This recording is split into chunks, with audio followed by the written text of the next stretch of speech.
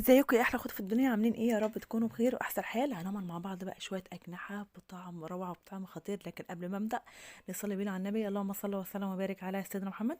بسم الله الرحمن الرحيم. هنعمل مع بعض كده حوالي 6 أجنحة من بتاعة الفراخ. طبعا أنا طبعا متبلها كويس بالخل والليمون، بالبهارات، بكل حاجة. طبعا ريحتها روعة وريحتها جنان. طبعا من أقل حاجة هتعملي أحلى غداوة، وأحلى طبعا أحلى طبعا ممكن تعملي كمان منها عزومة. هنجيب مع بعض كده البهارات: فلفل أسود، بهارات، كمون، ملح، بابريكا. هنجيب مع بعض بصل بودر، توم بودر. هنجيب كده السكينة، هنفضل كده هنشرح الأجنحة زي ما انتوا شايفين كده، علشان خاطر التتبيلة تخش فيها كده وتكون كويسة. هنفضل نقلب كده. تمام.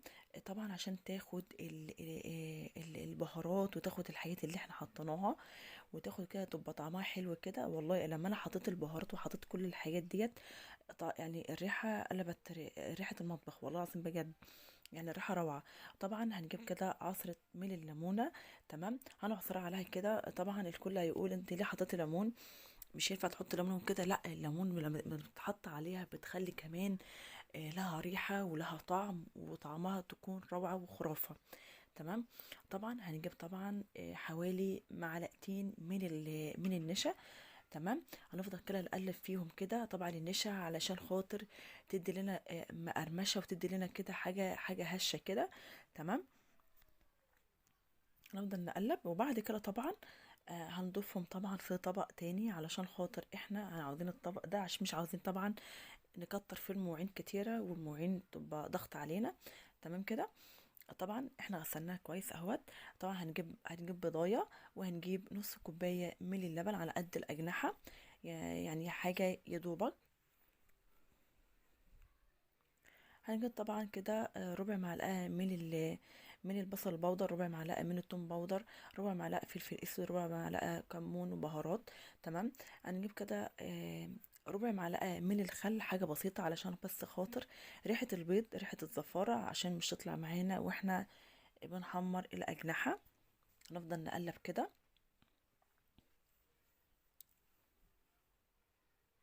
طبعا دي طبعا دقيق، هنجيب دقيق. هنجيب طبعا بصل بودر، دي نفس الحاجات اللي احنا حطيناها هنحطها هنا، بس مش تحط بقى ملح، علشان خاطر احنا حاطين ملح مرتين في الأجنحة، وحاطين مرة في البيض واللبن. تمام كده. وحاطين طبعا طعام من الفراخ. تمام كده. هنفضل كده هناخد كده الجناح، هنضيفه كده مع اللبن والبيض اللي احنا عملناه، وبعد كده تاني هنضيفه تاني في الدقيق اللي احنا كنا مجهزينه. تمام. احنا عاوزين كده تاخد الشكل اللي هو بتاع الاجنحه وبتاع الفراخ البانيه. تمام. لازم تتك عليها قوي قوي يعني.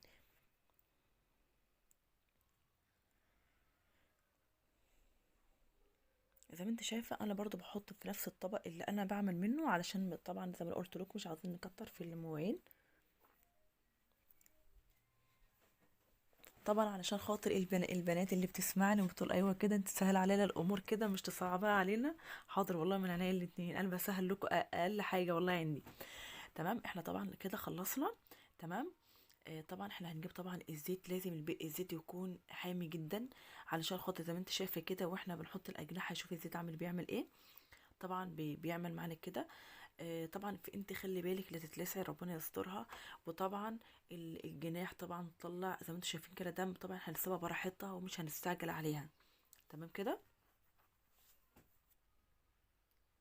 يا سلام على صوت القرمشه والصوت اللي عمال يطلع كده، وانا عماله اقلب فيها، والله طعمها كانت خرافه.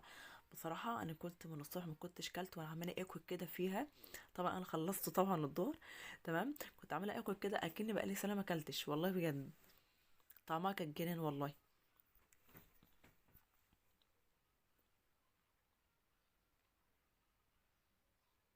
انا هوريكم في الاخر الحاجه المقرمشه اللي فيها، والحاجه التحفه اللي فيها في اخر الفيديو ان شاء الله.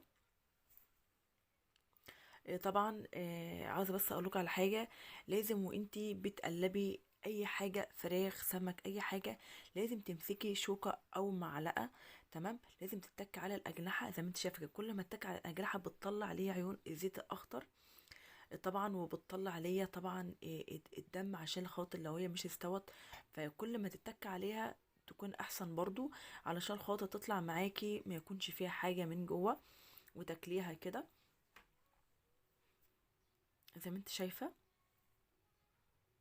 كل ما التكه بتطلع ليا الحاجه اخطر، بتطلع ليا زيت اخطر، علشان خاطر طبعا الدم والحاجه اللي فيها بتنزل، فعشان كده الزيت بيطرطش معايا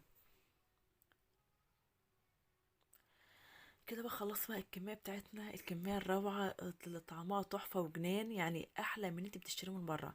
يعني طعمها روعه روعه روعه. دي طبعا كاتشب زي ما انتم شايفين كده، الطعم شايفه بقى، شايفه الجمال والحلاوه، يا ما شاء الله. شايفه بقى، بصي لو انتم ملاحظين المقرمشه، شايفين المقرمشه؟ شايفه، شايفه كده، بصي سمع الصوت، سمع الصوت والمقرمشه اللي فيها، الهشه الروعه التحفه، حاجه منتهى الروعه بجد يعني. ولا تشتري من بره ولا تحتار ولا اي حاجه. من حوالي 6 أجنحة عملت أحلى أكلة للغدا زي ما انت حابة. وممكن كمان لو انت مسافرة فسحة ولا حاجة وعاوزة تاخدي معاكي حاجة كده، وانت اساسا مش حابة ان انت تشتري اكل من بره، فتعملي حاجة زي دي كده. طبعا على مكرونة، على رز، على بصي على اي حاجة انت حابة، اساسا عاوزة تاكلي كده من غير اي حاجة. ما شاء الله. ده طبعا الحتة اللي كانت فايضة، ديت الحتة اللي انا قطعتها معاكم. دي طبعا شايفين الهشة اللي فيها، شايفين الصوت؟ يا سلام، يا سلام على الطعم، ايه ده. نجرب بقى كده مع بعض بقى، نجرب ايه ولا ايه ولا ايه. ناخد دي كده اول واحدة، بسم الله.